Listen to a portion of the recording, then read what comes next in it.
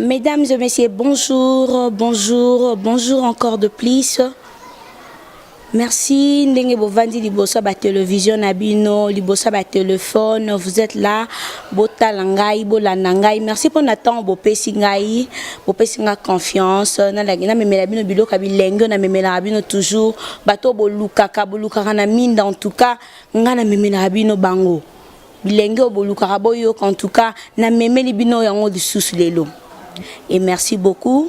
Le quoi à moi de la femme, je tiens à remercier, je tiens à saluer toutes les femmes, à souhaiter une très bonne fête de la femme, un très bon mois de la femme à toutes les femmes du monde, particulièrement à maman Nana et fille, là où tu es à Londres, merci, bisous, je t'aime beaucoup, maman sociale, maman Bolam, maman Boboto, là où tu es. Nazanga à mon côté, je suis avec mon équipe technique, je suis avec Dani Mboyo derrière la caméra. Merci Dani. Si j'apparais maintenant sur vos écrans, c'est grâce à Dani Mboyo, avec mon réalisateur, mon vieux Machuda, Souvé. Merci beaucoup. Na plateau Nangaï, Nazana, patron, il y a artiste et comédien, comme il le dit toujours. Et quand je parle de ça, vous comprenez directement que c'est Fiston Saï Saï. Dani, si tu peux prendre mon invité du jour. Bonjour Fiston Saï Saï. Ouais, bonjour. Bonjour maman, bonjour Nabatutu Baolanda Biso, ba papa, ba maman, bilenge, ba yaya, ba koko, ba ndeko. Merci vraiment na temps pour pesi biso. Et surtout que so Baolanda mission na Nzambe ça la bien. To batebele ba Baolanda mission na Satana. Nanu kute mamboro bate. Ah ba Baolanda nini? Oh kaka we. On bengi de Satan. Même to musu pas pesa biso confiance. Ah te Baolanda makamba bientôt land. Donc voilà quoi. D'accord. Merci beaucoup Fiston Saï Saï. Fiston Saï Saï. Ah, toi qui botani comment Nzambe? Est-ce que vous Nzambe? Est-ce que vous n'avez pas Nzambe Fiston Saï Saï? Moni batebele baloba ba maramusu netika ba slogan. Obisa ba o so Nzambe te mo bulu. Mais ça on ya slogan. So rotalia nano akota ta église te. Mais ka obiso ba o so Nzambe te mo bulu na titre ka na cadre ka ya à se couvrir. Mais biso penza ngana wo vendre pasteur na PC pena matéya au faté à dimanche à TIP et TIP bato. Donc côté pena mamboye banzambe toyebi parce que naza un envoyé de Dieu. Au moins pour na muto ba que ça yebi nzambe à travers d'abord quand musala nanga déjà comprendre que ah oza mwana nzambe. Parce que Dieu lui-même c'est la joie, il est la joie. Nzambe za esengo. Mais jamais au moins na ba ko ta place moni ni on nzamba jouer comédie mo betoke to jouer sengo. On nzamba sexualité loté. Mais à travers nous, nous tous la qui nzamba za sengo nzamba za joie. Parce que moi je ne fais que donner les joies. Na batu. Na pesi o na pesi o na pesi o. Moi je ne fais que donner ba humeur ya bien na batu. Ya na mutu mususu kutu nanu ndeka to sa émission be. Quand on le dit que inviter na ça déjà c'est peli. Na pesi déjà joie.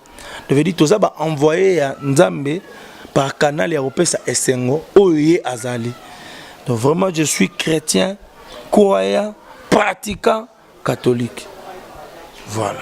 Merci beaucoup Fiston Saï Saï, merci vraiment. Fiston Saï Saï président. To ben na habité na ben président na ben nani Fiston Saï Saï. Parce que beaucoup de gens à Londres, au Tala, au Luka, tout ninga ba benga na chwa bi divine mais c'est pas normal. Comme film mo kuta na balaba na biso bi nanga bi divine tout ni nanga no Fiston Saï Saï nga no binga no sala ka théâtre et pas patron en musique il y a comédie, oui, le patron non bi no ta ka pa na ye no sala on ka pa na pas Fiston Saï Saï. Mais au jusque là toujours Luka tout Tala Fiston azana groupe au tika nous na publicité au salaire no sous théâtre au répétera wapi au juste toi ba position no té. Mais quand on y est biso toi ba no position na yo Fiston au salaire sous théâtre to ça no sous to tika nous na publicité. Bon question na ya liboso otuninga olingi ba benga nani président ben kuku. Fiston maman be kuku mikolo na ba mama ba tata bande mikolo be kuku Fisto c'est comme une coucou. Micro batutu na olela bena coucou. C'est juste pour plaisanter.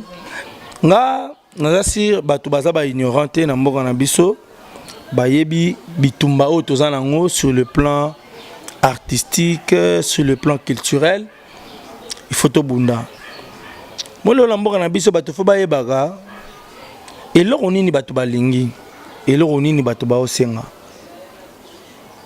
Mokolo congolais a comprendre eloko nini alingi na eloko nini azosenga.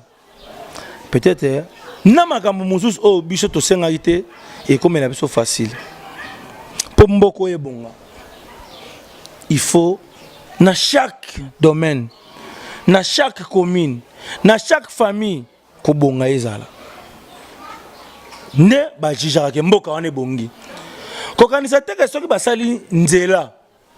Ba cheminda batongi ba immeuble mais on est tiré comme un jugement par rapport à ba domaine mboka ko bonga nango pe na maya kitoko courant ya bien mais soki ba comédien mboka na ba osana ba musala malamu ti soki ba fonctionnaire mboka na litomba yozala nango ya malonga te donc c'est que mboka na nano ebongi te donc nga na domaine na ngai na talent. Pour pas tout le que Congo est bongi. Mais côté théâtre, il faut tout ça. Il faut battre mon bazala, au barosala musala ya bien, au ekozala et qu'on représente Mboka par rapport à Mboka msous. Ngana talaki na bimene ngana erreur. Erreur ezaka. To benga cinéma théâtre. To pesa ngo ba valeur na ngote yango no moni bato ba eli biso cinéma na vrai sens du mot ba nigérien ba ivoirien lelo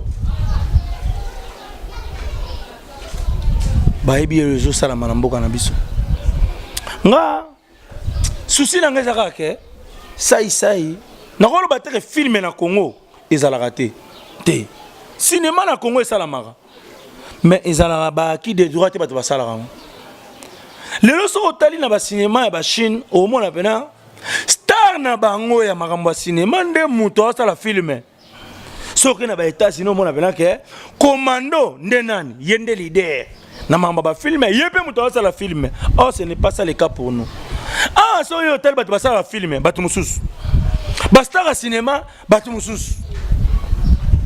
Au monde film mo bimi peke na Hollywood ya ba congolais mais au moins ta star monte na kati ya cinéma ya mboka yango nde ba nigérien lelo tala pela ba sali cinéma na bango ba nani ba star na kati ya film wana ba Mike ba Chukuma Chukuri ba nani biso ezaka jeune moya ina atanga mamuna réalisation ameki mo film ne simbi et qui peut ba et suis trophée et suis prix mo bo nanine ngana linga na mimasiko ndeke cinéma ezala pela ke ba sai se pe batu ba sala ngo cinéma za vaste na tika ko bunda dans les vides na boya ko bunda dans les vides ya to umela musala oyo biso tala ba Jackie Chan na ba TV o tala pela Jackie Chan tile lo ba film au total ya ba Bruce Lee ya ba Jackie Chan nanu biso na Congo to komi ko ka ko sala ba film ndenge wana ti que ça soit la qualité nango que ça soit dans l'histoire. Mais pendant que biso to ko ko sala ba le passé ba Jackie Chan te ndoka Jackie Chan mona ne ba film na bilo ya pamba les lois qui pena na ba États-Unis a développer le sous-cinéma pendant que ya komi ko sala biloko lelo mais biso to ko kina ko longola biloko ne ya kalate na ko longola on kana ba théâtre te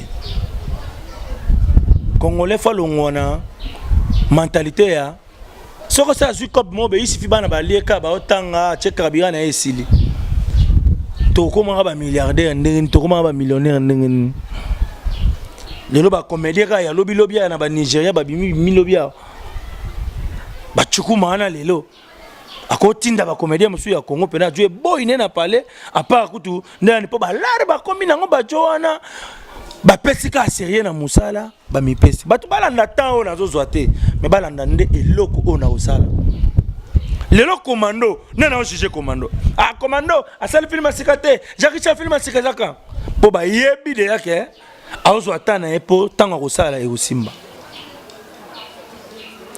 to tika kotinda bato basala bolamu basala makambo malamu mais en même temps tozolinga kopesa bango temps wana te ya kopréparer likambo wana malamu yo kanisi ti ozoyoka bandako ezokwea na bakongo o immeuble moko ekwei mpo na nini motu mo baza na lar mais alingi basalele likambo na temps te na norme te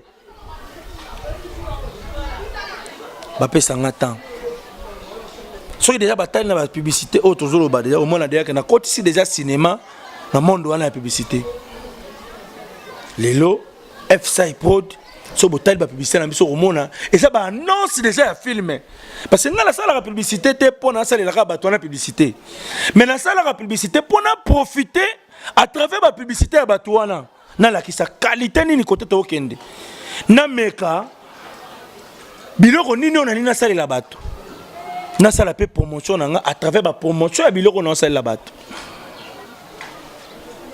donc lelo nasi bato baosepela na qualité bato baosepela na lolenge tookende vraiment bato baoregrete te tant torepresente bango filme na bango nayebi ke bato deya baotala ya bandolo baye mpe makambo bafilme yango bandolo baye mpe makambo bafilme yango bato bazalaka kimia ekoya voilà. Merci beaucoup, Fiston Saï. Merci pour la réponse. En tout cas, les téléspectateurs Bayoki et puis Bamoni, hein, Bayoki, Bamoni, Fiston Saï. Ma réponse après si bon par rapport, il y a pas question, ma pèse nga baben ngana tunayo. En tout cas, Fiston Saï c'est un tout na toyeba. Idole non na théâtre. Nana poussa au théâtre. Eza nani. Bon, mon biso to sali ba théâtre ba lolenga ba Jonas. Les longa na rovana na retour na neti mutuneti modero. Ah, modero. Association comment wapi? Na retour na batuneti ba bodo. Bodo. Association comment wapi? Parce que bangonde bazaki bayaki le rôle bato mayele na kati ya association. Pour que ba pesa ba makanisi na bango. Omoni. Mais na yebité. Ba question le rôle neti association amine comment wapi? E ba question mo fo botuna batuluka ba papa masumu. E ba question mo fo botuna ba bodo. E ba question mo fo botuna ba modero peut-être bango ba roza na réponse à kitoko ya opesa bino. Mais nga yanga la la ako we rappelle celle sur nzembo mo ezo kipe place obeta te he na robeta bango senga loketu association bina imenye mama imenye en tout cas Fiston Saï en tout cas ozara somo Fiston Saï question nanga suka nazo poser yango yo potoshite na émission na biso Fiston Saï ba rumeur yote ko bima mikolo yote oleka bana Londres bana posa bazo confirmation makambo je sais pas si na bengo ba rumeur to na bengo mamba solo to na bengo ndenge nini Fiston Saï ba bi oza mwana papa Lutumba Simaro Masia ou un musicien congolais est-ce que c'est vrai tu es faux ce que c'est faux tenga la biso komba papa na yo biologique voilà bon omoni nga père nanga Adaya atikanga na âge ya 4 ans comme on a monsieur Jean Mafinga aza père nanga biologique mais na regretté pour na bato baloba que c'est ça mona Lutumba. Pourquoi? Parce que déjà biso même na niveau église même na famille ça biso papa nyonso aza papa maman nyonso aza maman respecter yaya nyonso aza yaya ndenge respecter ba parents na yo mais elo respecter sanga makasi koloba ça c'est aza mona Lutumba parce que parmi ba musiciens ba rocha ba musicien ma yele ya mboka na biso o ba sala ba œuvre ko tikala ka libela papa na za kati mutu wana peut-être o créer le wana lo ba ça c'est ça mona Lutumba te peut-être biologiquement mais peut-être atali artistiquement nani ya koza la mona Lutumba mona nini a raisonnera bien peut-être otali bongo na et ça ba bongo mo nete ba Lutumba non ça c'est pena Lutumba mo bima na bongo oh te c'est moi Lutumba oh donc dis-moi na yo Fiston na moi Lutumba go yo quand tu pena Londres. Zoba ba se ko za mwa lutumba. Oh. Ba se ki zengo za mwa lutumba. Do papa ba ko za mwa lutumba bongo. Mutu wana loba na mwa lutumba par rapport à bongo. Atali bongo ya sai. Atali bongo ya tala ba comédie belé bo mona wana belé ba raisonnable wanga te. Nde ba Michel belé ba raisonnable wa lutumba te. C'est tout à fait normal. Voilà. En tout cas, Fiston Saïsa somme franchement.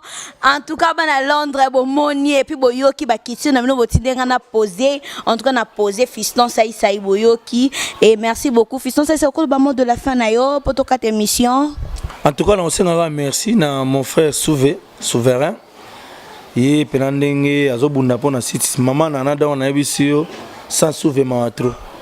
Donc Machuda Souve Machuda donc bambota trop isika ali lo balanga su ko sara bambote na omona na Dijon mboka na ngai mabele na ngai ben joli kiuma poto na poto. Merci beaucoup Fiston Saïsaï nanengo yambi biso.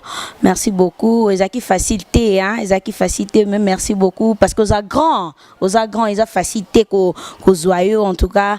Merci, je tiens à remercier tout le monde, on a remercié maman Nana et fille ma patronne et je n'étais pas seule. Merci, je remercie mon équipe technique, je remercie Dani Mboyo qui était derrière la caméra et je remercie mon réalisateur mon vieux Machuda Souve. Merci beaucoup, je salue ma famille, hein?